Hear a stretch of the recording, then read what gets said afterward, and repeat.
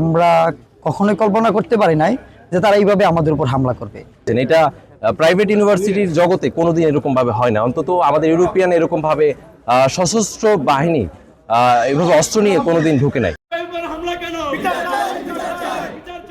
27শে জানুয়ারি আমরা ক্লাস শেষ করে আমরা দুই তলায় অবস্থান করেছিলাম বাসায় যাওয়ার উদ্দেশ্যে।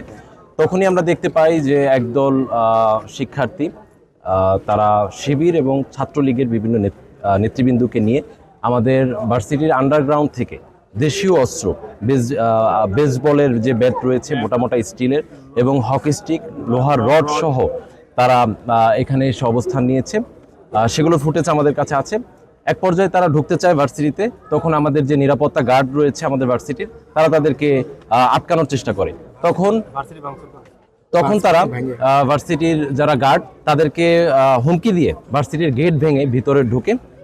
তখন আমরা তাদের সাথে কথা বলার চেষ্টা করি বিনয়ের সাথে, যে আপনারা কেন এইভাবে একটি শান্তিপূর্ণ ক্যাম্পাসে আপনারা কেন এইভাবে অস্ত্র নিয়ে ঢুকেছেন। এটা প্রাইভেট ইউনিভার্সিটির জগতে কোনোদিন এরকম ভাবে হয় না, অন্তত আমাদের ইউরোপিয়ান এরকম ভাবে সশস্ত্র বাহিনী এভাবে অস্ত্র নিয়ে কোনোদিন ঢুকে নাই। আমরা তাদেরকে বিনয়ের সাথে বলার চেষ্টা করি, আপনারা প্লিজ এইগুলো নিয়ে একটা শান্তিপূর্ণ ক্যাম্পাসে এভাবে আপনারা উচ্ছৃঙ্খল আচরণ করতে পারেন না। তখন আমাদের উপর তারা হামলা চালায় এবং তারা হামলা কেন চালিয়েছে সেই বিষয়টা আমি বলি। তারা দীর্ঘদিন ধরে বিভিন্ন ধরনের দুর্নীতিতে জড়িত, তারা একটি আধিপত্য বিস্তার করার চেষ্টা করছিল।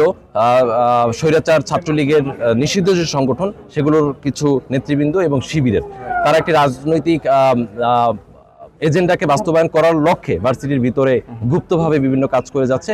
আমরা সেটার বিপক্ষে অবস্থান নেওয়ার কারণেই আমাদের সে সশস্ত্র হামলা করেছে। আমি গুরুতরভাবে আহত হয়েছি এবং আমি আজকে বেড রেস্টে ছিলাম, কিন্তু আমি আপনাদের সাথে একটু কথা বলবো, এই আমাদের দাবিগুলো যেগুলো রয়েছে সেগুলো উত্থাপন করব বলে আমি অনেক কষ্ট করে এসেছি। আমাদের ইউরোপিয়ান ইউনিভার্সিটির সাবেক ছাত্রলীগ শিবিরের সেক্রেটারি এবং ছাত্রলীগের উৎসব, ছাত্রলীগ শিবিরের সেক্রেটারি ছিল অন্তর, হামিম, তামিম, আজমি, এবং তারাই অথরিটি থেকে, সম্পন্ন অথরিটি থেকে তাদের একটা বেতনভুক্ত চাকরি দেওয়া হয়েছে এবং লবণীয় অফার ছিল আমাদের বিভিন্ন দুর্নীতিগ্রস্ত থেকে নিয়ে সেটা অথরিটিকে টিকে রাখার জন্য অথরিটির হয় হিসেবে, ব্যানগার্ড হিসেবে তারা এই কাজগুলো করেছে। এবং প্রাইভেট ইতিহাসে, শুধু ইউরোপের না, প্রাইভেট ইতিহাসের সবচেয়ে ন্যাক্কারজনক একটা হামলা। আসলে যেভাবে আসছে এভাবে আমরা কখনোই কল্পনা করতে পারি নাই যে তারা এইভাবে আমাদের উপর হামলা করবে। আমরা সাধারণ শিক্ষার্থীরা অনেকেই ক্লাস করতেছে, আমাদের ক্লাস চলাকালীন সময় আমরা দুই তলাতে অবস্থান করছিলাম, আমরা ওইদিকে ছিলাম, আপনারা হয়তো ফুটেজগুলো দেখতে পারবেন। এবং তারা এমনভাবে গিয়ে সেরে আমাদের ক্যাম্পাসের অসংখ্য টাকার ক্ষয়ক্ষতি করেছে, ক্যাম্পাস ভাঙচুর করেছে। এবং এই রাজসাক্ষী হিসেবে প্রক্টর স্যার, আমাদের মেজর প্রক্টর স্যার আছে, ওনার হিসেবে আমরা বলতে পারি যে ওনার গাড়ি করে আনা হয়েছে এই বেসমেন্টগুলো, একদম নতুন বেসমেন্টগুলো আনা হয়েছে। আমাদের অনেকেরই আহত করা হয়েছে।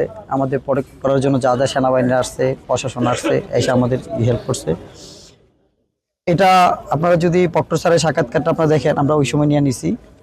এবং আপনারা যদি এই আমাদের সিকিউরিটি গার্ডের দায়িত্ব থাকে তাদের আপনারা সাক্ষাৎকার নেন বা তাদের নেন, নিরপেক্ষভাবে সামনে যারা আছে, দোকানদার আছে বা তারা আছে, তাদের থেকে নিলে আপনারা আমরা যে হামলা হয়েছি হয়তো আপনারা ভাবতে পারেন যে সবাই ভাবতে পারে যে আমাদের স্বার্থের জন্য বা আমরা মিথ্যা বলতে পারি, কিন্তু যারা নিরপেক্ষভাবে আছে তাদের আপনারা জিজ্ঞাসা করতে পারেন।